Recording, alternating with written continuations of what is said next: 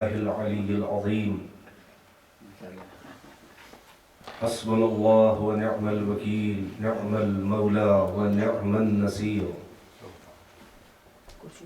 أعوذ بالله السميع العليم من الشيطان اللعين اللئيم الرجيم بسم الله الرحمن الرحيم الحمد لله الذي جعل مقام شيعة الحق عليا وصيرهم لخليله إبراهيم في ذلك الاسم سميا الذي بعد فلا يرى وقرب فشهد النجوى والصلاة والسلام والتحية والإكرام على المبعوث بالحق نبيا والمصطفى بالرسالة نجيا العبد المؤيد والرسول المسدد والنبي الممجد والمصطفى الأمجد والمحمود صاحب الوقار والسكينة المدفون بأرض المدينة فاتحة كتاب التكوين خاتمة مصحف التدوين الفاتح لمن غلق والخاتم لما سبق سيدنا ومولانا وحبيب قلوبنا وطبيب نفوسنا والشفيع ذنوبنا أبي القاسم محمد اللهم صل على محمد وآله الطيبين الطاهرين المعصومين أعلام الورى ومصابيح الدجى وأمان لأهل السرى الذين أذهب الله عنهم الرجس وطهرهم تطهيرا اللهم صل على محمد وآل محمد واللعنة الدائمة الباقية على أعدائهم وقتلتهم وغاصبي حقوقهم ومنكري فضائلهم والشاكين فيهم والمنحرفين عنهم أما بعد فقد قال الله تبارك وتعالى في القرآن الحكيم وهو أصدق القائلين وقوله الحق بسم الله الرحمن الرحيم لا إكراه في الدين قد تبين الرشد من الغي فمن يكفر بالطاغوت ويؤمن بالله فقد استمسك بالعروة الوثقى لا انفصام لها والله سميع عليم صلوات محمد اللهم صل على محمد امام بارگاہ کا دروازہ کھلا رہ گیا ایک صلوات اور کہیں پر محمد اللہم صل علی محمد اعلان سماعت فرما رہے ہیں آپ مسلسل میں سمجھتا ہوں پرماننٹ آنے والوں کو اعلان کی اور اس کے وقت کی کہ اعلان کی ضرورت نہیں ہوتی یہ بات اور ہے کہ مجلس کل اعلان تھا 8:30 پہ شروع ہوگی 9:30 پہ ممبر پہ بیٹھوں گا آج بھی یہی اعلان ہوا مجلس آج 9 بجے شروع ہوئی مگر اعلان یہی ہوا کہ ٹھیک 8:30 بجے شروع ہو گئی تو اب یہ اعلان کرنے والے کی مجبوری ہے اور مینجمنٹ کی مجبوری ہے آپ ہی سے فرش ازا کی رونق ہے آپ وقت سے تشریف لائیں گے وقت سے شروع ہوگی اب تک نہ آتے اب تک نہ شروع ہوتی تو اعلان کر دینا کوئی وہ آٹومیٹیکلی کو وہ کیا کہتے ہیں کوئی پروگرامنگ تو ہے نہیں کمپیوٹر میں کہ خود بخود شروع ہو جائے کمپیوٹر والا میں مولوی بھی نہیں ہوں انٹرنیٹ والا مجتہد میں نہیں ہوں آپ بھی انٹرنیٹ والے شیعہ نہیں ہوں گے شاید جو فرش ازا بھی ملتا ہے علماء سے یہ ہارڈ ویئر جو ہے یہ ضروری ہے وہ سافٹ ویئر سب بیکار ہے سافٹ ویئر نے تو دین کو چوپٹ کیا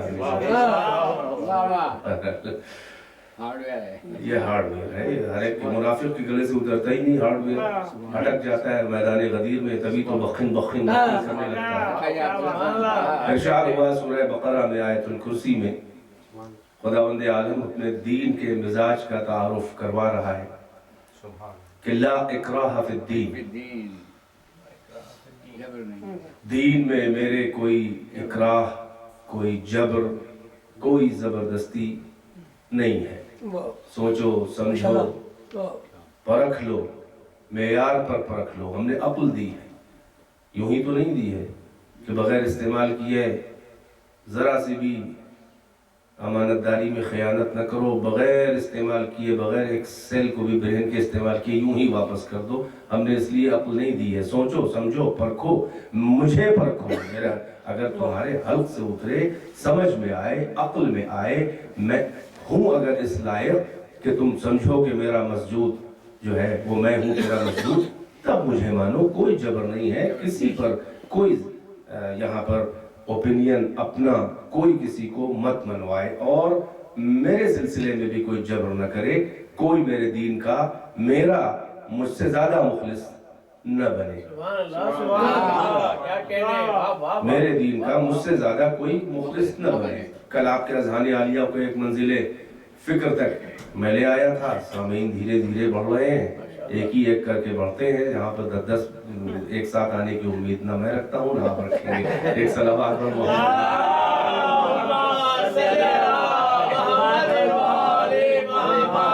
لا اکراہ فی الدین، کوئی جبر نہیں ہے۔ میرے ساتھ بھی کوئی مروت نہ کر، مجھے ماننے میں بھی کوئی مروت نہ کر۔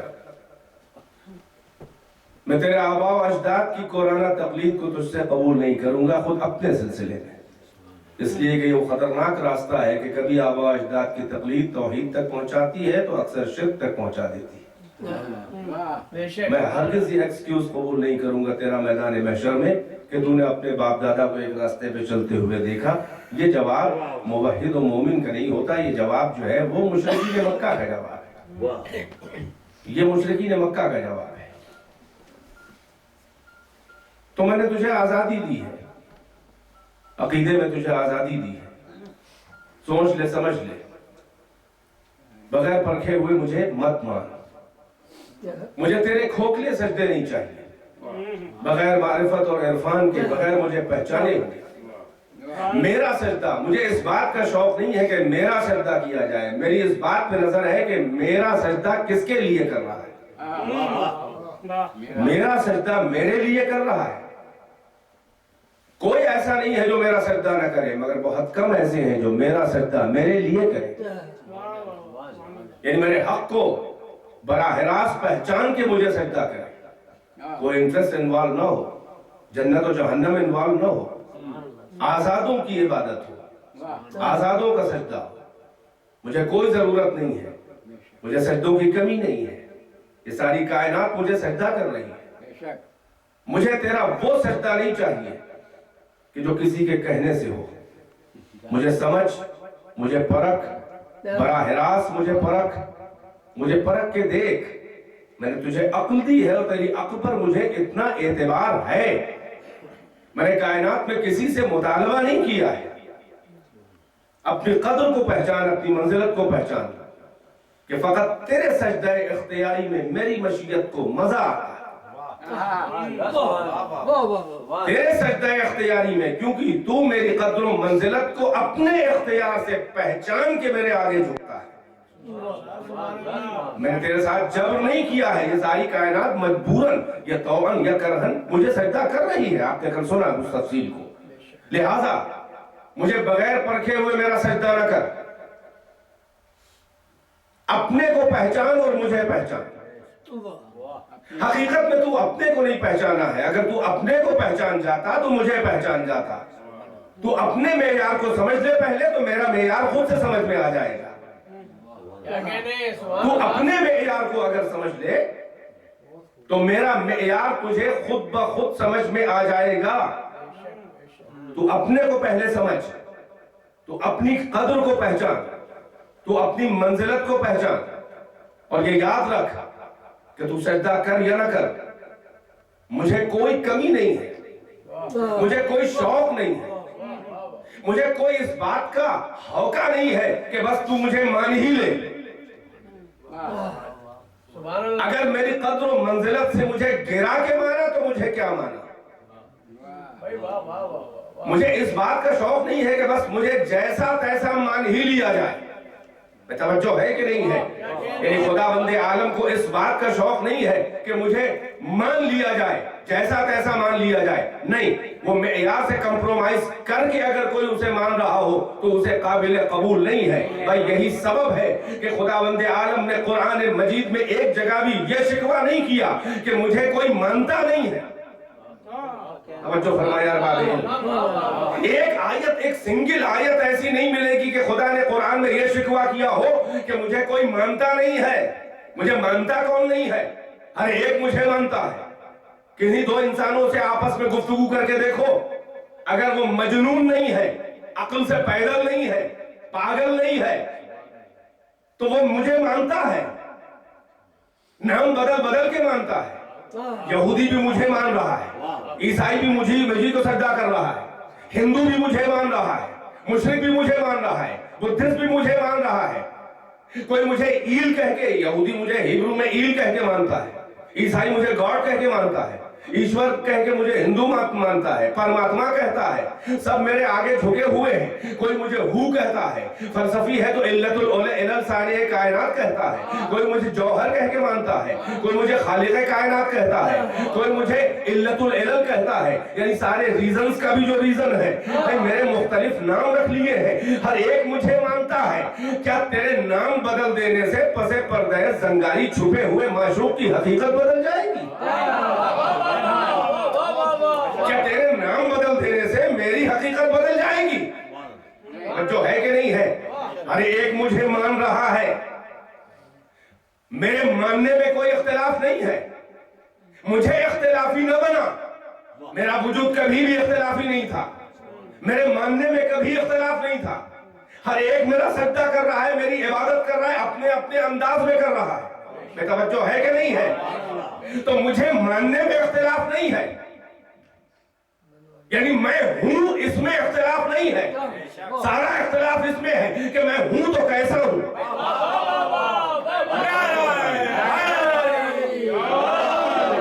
اس فلسفی اور علمی منزل کو آپ آسانی سے گزار لے جائیں گے۔ اس میں آپ توجہ فرمائیں کہ اس کائنات میں کون ایسا ہے کہ جو کسی نہ کسی مسجود کی تلاش میں نہیں ہے۔ اگر مسجود کی تلاش میں نہ ہوتا تو ہر ایک سجدہ ریز نہ ہوتا۔ یہ بات کی بات ہے کہ کس کے آگے سجدہ کر رہا ہے تو مسجود کی تلاش میں، نام الگ الگ رکھ رہا ہے، مگر جو تعبیریں کر رہا ہے، جو تعریف کر رہا ہے، وہ ساری صفتیں ہم سے مل رہی ہیں۔ تو میرے ہونے میں اختلاف نہیں ہے، میرے وجود میں اختلاف نہیں ہے، اس میں اختلاف ہے، میں ہوں تو کیسا ہوں۔ یعنی میرے ماننے میں اختلاف نہیں ہے، میں توجہ ہے کہ نہیں ہے؟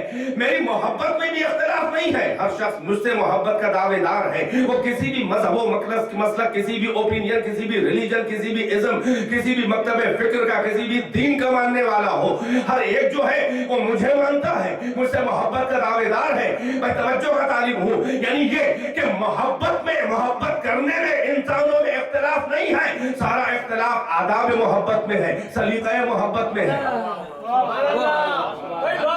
محبت میں اختلاف نہیں ہے، بیدار ہے کہ نہیں ہے؟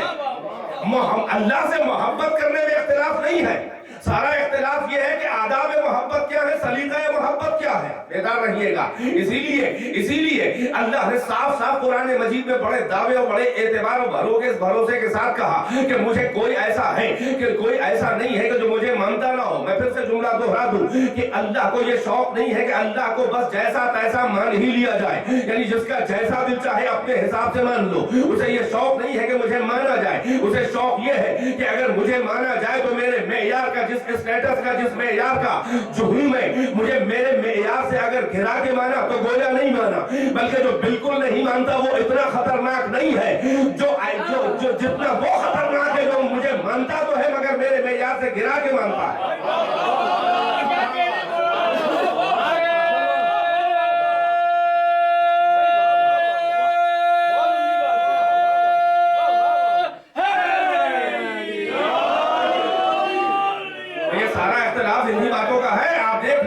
تاریخ عقائد کہہ رہا ہوں آپ سے کہ کسی بھی شخصیت کو ماننے، پرسنالٹی کو ماننے کا مسئلہ کیا ہے؟ مانتا کون نہیں ہے؟ میں توجہ ہے کہ نہیں ہے؟ بھئی آپ مانتے تو مجھے بھی ہے کچھ نہ کچھ، ورنہ یہاں بلایا کیوں؟ اور مانتے تو آیت اللہ سیستانی کو بھی ہے، ورنہ تقلید کیوں کرتے؟ اور مانتے تو حضرت علی کو بھی ہے، ورنہ امام کیوں مانتے؟ اور مانتے بہت سے لوگ ہیں، مجھے آپ بھی مانتے ہیں اور لوگ بھی مانتے ہیں۔ آغاز سیستانی کو آپ بھی مانتے ہیں اور بھی بہت سے لوگ مانتے ہیں، حضرت علی کو بہت سے لوگ مانتے ہیں۔ اسلام کے جھگڑے سے بہت اوپر ہے اہل بیت کی منزلتیں۔ جو مسلم نہیں ہے وہ بھی آل محمد کو مانتے ہیں، مگر یہ کہ ہر ماننا قبول نہیں ہے، ہر ماننا آخرت میں فائدہ نہیں پہنچائے گا۔ ہر ماننا ایسا نہیں ہے کہ جس کو مانا جائے اس ماننے والے پہ وہ ناز کرے. توجہ ہے کہ نہیں ہے؟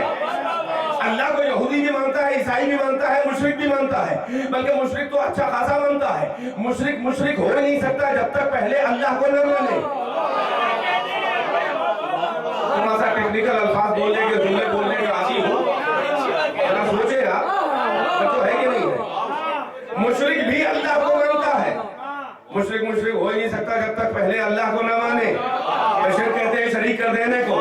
میرے ہاتھ میں ٹیشو رکھا ہے، یہ اکیلا ہے، یہ فی الحال میرے ہاتھ میں وحدہ لا شریک ہے. معنوں کے لحاظ سے، اصطلاح کے لحاظ سے نہیں، وہ تو بس اسی طرف اشارہ ہے اس جملے سے، مگر یہ وحدہ لا شریک ہے، ایسا اکیلا جس کا کوئی شریک نہ ہو. ابھی تک یہ اکیلا ہے. اس کا شریک میں دوسرے ٹیشو کو بناؤں تو اٹھا کے اس نیپکن کو اس پہ رکھوں گا، تب اسے میں شریک بناؤں گا. تو اس کا شریک جب ہی بناؤں گا جب اس سے پہلے اس کے وجود کو میں اپنے ہاتھ میں مانتا ہوں. تو مشرک ہو ہی نہیں سکتا جب تک پہلے اللہ کو نہ مانے اور سپریم اللہ کو نہ مانے. اس لیے کہ بعد والے بعد میں ہے، جس کو پہلے مانا وہ پہلے ہے. تو توجہ کر، قرآن کی اصطلاح میں، مذہب کی، دین کی اصطلاح میں، اسلام کی اصطلاح میں مشرک وہی ہے جو اللہ کو مانے. تو اللہ کو مان لینے سے کوئی موحد و مسلم نہیں بن جاتا. نہیں غور فرمایا میں کیا کہہ رہا ہوں؟ خالی اللہ کو مان لینے سے کوئی موحد نہیں بن جاتا. اس لیے کہ فقط مان لینا اگر جیسا تیسا ہو تو مشرک بھی اللہ کو مانتا ہے. بلکہ جو وجود خدا کا بظاہر دہریہ، جو نیچریہ جسے کہتے ہیں، جسے آتھیس کہتے ہیں آپ، وہ دہریہ کہ جو انکار وجود خدا کرتا ہے، حقیقت میں وہ بھی اللہ کو کسی نہ کسی انداز میں مانتا ہے. وجہ یہ ہے کہ ہر انکار کے پیچھے ایک نہ ایک اقرار چھپا ہوتا ہے. اگر اپنے نہا خانے وجود میں اللہ کے وجود کو محسوس نہیں کیا تو انکار کیا ہے؟ جو فرمائی آپ نے، ہر انکار کے پیچھے ایک اقرار چھپا ہے. وہ مصلحت سے ہی، سیاست سے ہی، احساس کمتری سے ہی، قرآن تقلید سے ہی، سماج کی مروت سے ہی، سماج کا خوف سے ہی، خاندان کا خوف سے ہی، انکار کے پیچھے ایک اقرار چھپا ہوتا ہے. اسی لیے بڑے بھروسے کے ساتھ اللہ قرآن میں کہہ رہا ہے اپنے رسول سے کہ ان جو میرے وجود کے بھی منکر ہیں، جو کافر ہیں، جو میرا انکار کر رہے ہیں، اگر ان کو گوشہ تنہائی میں، خلوت میں لے جا کر ان کا دل لے کر ان سے پوچھو، وَلَئِن سَأَلْتَهُم مَّن خَلَقَ السَّمَاوَاتِ وَالْأَرْضَ وَالشَّمْسَ وَالْقَمَرَ لَيَقُولُنَّ اللَّهُ. اگر ان کو خلوت تنہائی میں لے جا کے دل ٹٹول کے ان سے پوچھو کہ زمینوں اور آسمانوں اور شمس و قمر کو کس نے پیدا کیا، تو یہ ضرور کہیں گے کہ اللہ نے پیدا کیا. توجہ ہے کہ نہیں ہے؟ یہ اعتبار اللہ کو اپنے اوپر ہے کہ میرا کوئی منکر نہیں ہے. یہ ادیان کی دیواریں، یہ ریلیجنز کی جو دیواریں، یہ تقسیمیں جو تمہاری انسانی برادری میں ہوئی ہے، یہ میری وجہ سے نہیں ہوئی ہے. للہ اپنے ذہنوں کی خباثتیں اور انحراف کو میرے اوپر مت تھوپو. میرے سلسلے میں اختلاف نہیں ہے، ہر ایک مجھے کو منزل سمجھ رہا ہے. یہ بات اور ہے کہ راستے الگ ہیں. تو توجہ کا طالب ہوں، پیغام قرآن و اسلام کیا ہے؟ بھئی منزل کا جھگڑا نہیں ہے، سارا جھگڑا راہ کا ہے یا راہبر کا ہے.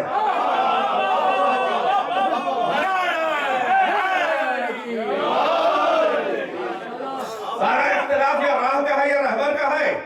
بھئی یہی سبب ہے، ادھر رہیے گا کہ منزل کہتے ہیں کیا مذائقہ ہے. بھئی ہر ایک چل رہا ہے، کسی بھی راہ سے جائے، منزل تو سب کی ایک ہے. یقیناً یہ ساری کائنات من اللہ ہے، اللہ ہے، اللہ سے چلی اللہ تک جائے گی. منزل مقصود آخر وہی ہے. نقطۂ آغاز سفر اللہ ہے، نقطۂ انجام سفر اللہ ہے. مبدا وہی ہے، مقصد وہی ہے، ابتدا وہی ہے، انتہا وہی ہے، منزل وہی ہے. مگر منزل تک جانا ہر انسان کے لیے اللہ نے واجب نہیں قرار دیا ہے. اللہ نے ہرگز کسی انسان سے یہ مطالبہ نہیں کیا ہے کہ تم منزل تک ڈائریکٹ آؤ. یہ تمہارا ٹینشن نہیں ہے. منزل تک تم براہ راست آ بھی نہیں سکتے، اس لیے کہ جو منزل سے براہ راست آیا نہیں ہے وہ منزل ڈائریکٹ جائے گا کیسے؟ ہر جملے کے پیچھے تفصیل چھپی ہوئی ہے. آپ کی سماعتوں پہ اعتبار کر کے روانی سے پڑھ رہا ہوں، کیونکہ منزل مجھے بھی منزل تک جانا ہے، مگر راہ ایک ہی ہے جس سے میں لے چلوں. سوچنے پہ کوئی پابندی نہیں ہے. توجہ ہے کہ نہیں ہے؟ کبھی بھی اللہ نے کبھی بھی کسی بشر سے یہ مطالبہ نہیں کیا ہے کہ میں منزل ہوں اور راستہ جو چاہو اختیار کر لو، رہبر جو چاہو اختیار کر لو. نہیں، ایسا نہیں ہے. मंजिल तक आना तुम्हारा टेंशन नहीं है, तुम्हारी हैसियत भी नहीं, तुम्हारे बस में नहीं, तुम्हारी औकात भी नहीं, तुम्हें एबिलिटी भी नहीं है। मंजिल मैं हूँ। कब तुम आए मुझ तक तुम्हें कैसे मालूम? याद है कब चले? हमसे चले तो हो, तुम्हें क्या मालूम? आज हो बेइख्तियार, जाओगे बेइख्तियार। तुम्हें नहीं मालूम था कब पैदा होगे, कहाँ आओगे, किस जमीन पे, किस आगोश पे, किस नस्ल में, किस रेस में, किस ब्लड पे, किस खानदान में, गोरे के, काले के, ब्राउन के, रेड, कहाँ होगे, कैसा खमीर होगा, कहाँ होगे, कौन सी जबान होगी, कौन सा कल्चर होगा। हमने तुम्हें बेइख्तियार भेजा, जाओगे बेइख्तियार। नहीं मालूम कि किस जमीन पे मरोगे। माता दी जब सुन आई दिन तमूत, किसी भी जानदार को ये नहीं मालूम कि किस जमीन पे उसको मौत आएगी। आए हो बेइख्तियार, जाओगे बेइख्तियार, मगर एक इख्तियार हमने तुम्हें दिया है, भाई जाओगे तो बेइख्तियार, मगर इख्तियार ये है जगह चाहो चले जाओ। अरे हम तक आएगा, हम मंजिल है, मगर हमने मंजिल की दुआ नहीं कराई है तुमसे। तवज्जो, खुदावंद आलम ने पूरे कुरान में किसी भी बशर से ये दुआ नहीं कराई कि तुम ये दुआ करो कि परवरदिगार हमें मंजिल तक पहुंचा दे। मंजिल तक पहुंचाना तुम्हारा टेंशन नहीं है, तुम्हें मालूम ही नहीं किधर से आए हो, कब आए हो, गाफिल थे, बेइख्तियार भेजा, तुम्हें क्या मालूम? जब बराह रास्त आए नहीं हो तो बराह रास्त जाओगे कैसे? जब आने के राह हो, उसके पेचो हमसे वाकिफ नहीं हो, उसकी अड़चने, मुश्किलात, ऑब्स्टेकल से मालूम नहीं है तुम्हें कि क्या खतरे हैं राह के, न राह की मोड़ मालूम है, न पेचो हम मालूम है, न खतरात राह मालूम है, न राह के राहजनों से वाकिफ हो। तुम क्या जानो कौन सी राह है? भाई तवज्जो है कि नहीं है? भाई यही सबब है कि कुरान मजीद में अल्लाह ने एक बार भी किसी भी मुसलमान से यह दुआ नहीं करवाई है कि परवरदिगार हमें मंजिल तक पहुंचा दे। मंजिल की दुआ नहीं करवाई है, बल्कि दुआ राह की करवाई है। अब भी जहन में नहीं आया? ये एक ऐसी दुआ है कि 24 घंटे में एक मुसलमान अगर कम से कम 10 बार इस दुआ को न पढ़े तो दूसरा नहीं कह सकता कि ये मुस्लिम है।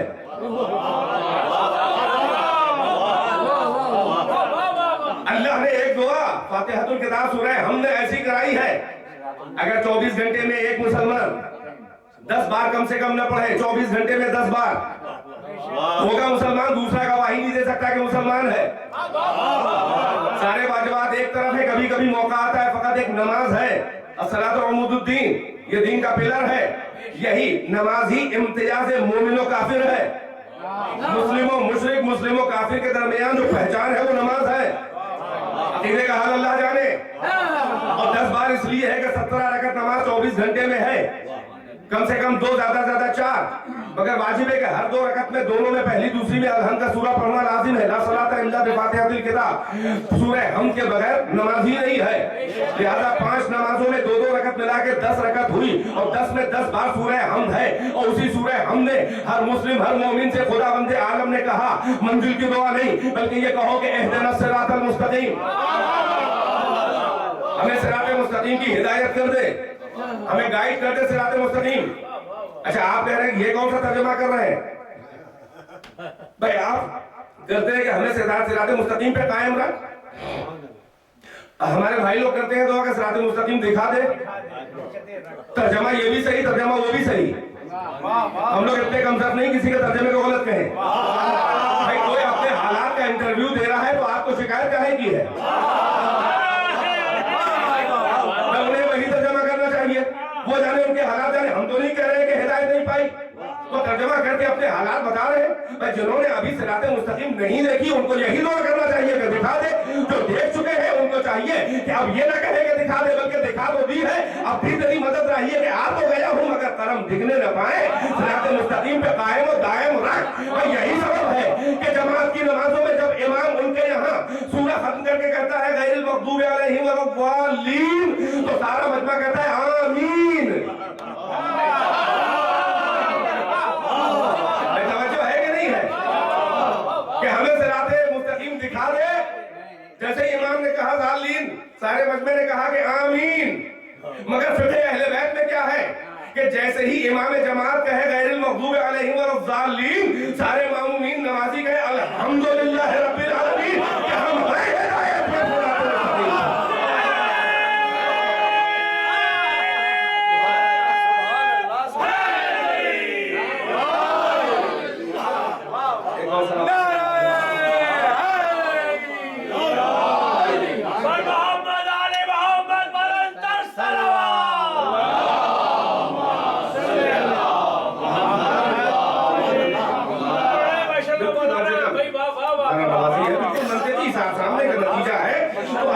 اللہ نے کبھی بھی ہم کو منزل تک نہیں بلایا براہ راست. اسے ہماری حیثیت معلوم ہے کہ منزل سے براہ راست آیا. جب آئے نہیں ہو, براہ راست آئے نہیں ہو, سیدھے آئے نہیں ہو تو جاؤ گے کیسے؟ جب آنے میں ہوش میں ہوتے تو راستہ دیکھا ہوتا, تب تو جانے میں راستہ پہچانا ہوا ہوتا. جب بے ہوش آئے ہو تو پھر تم کو جو لایا ہے وہی لے جائے گا. توجہ ہے کہ نہیں ہے؟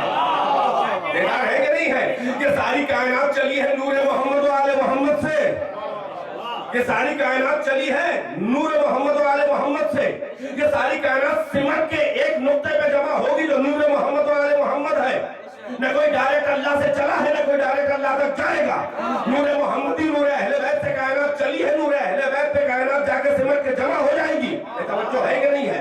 کل من علیہا فان ویبقی وجہ ربک ذو الجلال والاکرام. ہر شے کو فنا ہے, فقط تیرے رب کا چہرہ باقی رہ جائے گا. یعنی جو رہ جائیں گے انہی پہ کائنات سمٹ جائے گی. جہاں سے چلی وہیں سمٹ جائے گی. تو ہمیں اللہ تک نہ ڈائریکٹ آئے, ہمیں اللہ تک ڈائریکٹ جانا ہے.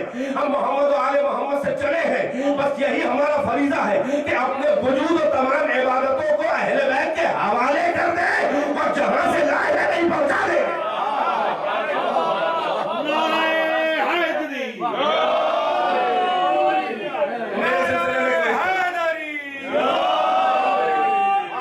میرے سلسلے میں کوئی اختلاف نہیں.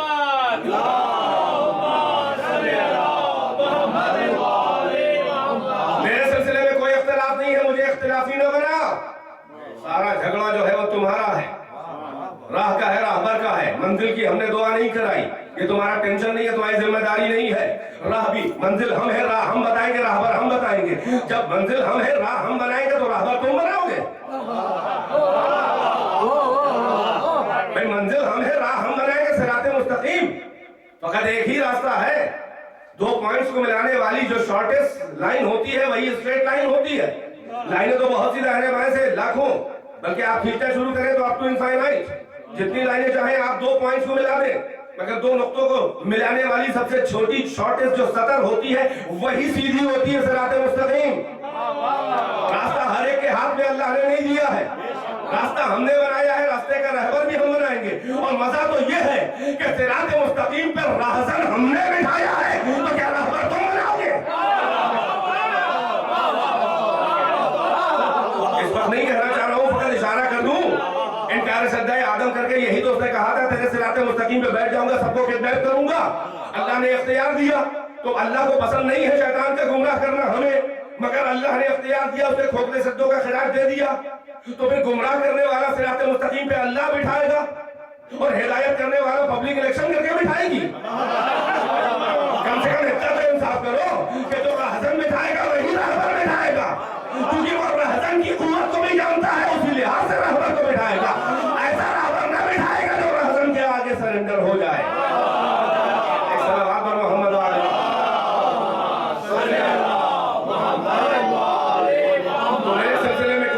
نہیں ہے. ہر ایک مجھے مانتا ہے, کوئی گاڈ کہے, کوئی ہیل کہے, کوئی ایشور کہے, کوئی پرماتما کہے, کوئی جوہر کہے, کوئی سارے کائنات, کوئی علت العلت, کوئی ہو کہہ کے مجھے پکارے, مگر ہر ایک جو ہے وہ میری طرف اشارہ کر رہا ہے. لہذا مجھے پرکھ لے, مجھے سوچ لے, مجھے سمجھ لے, میرے اپنے نام ہیں. اگر ابھی تو جس نام سے چاہے پکار مجھے جلدی نہیں ہے تیرے قریب آنے کی.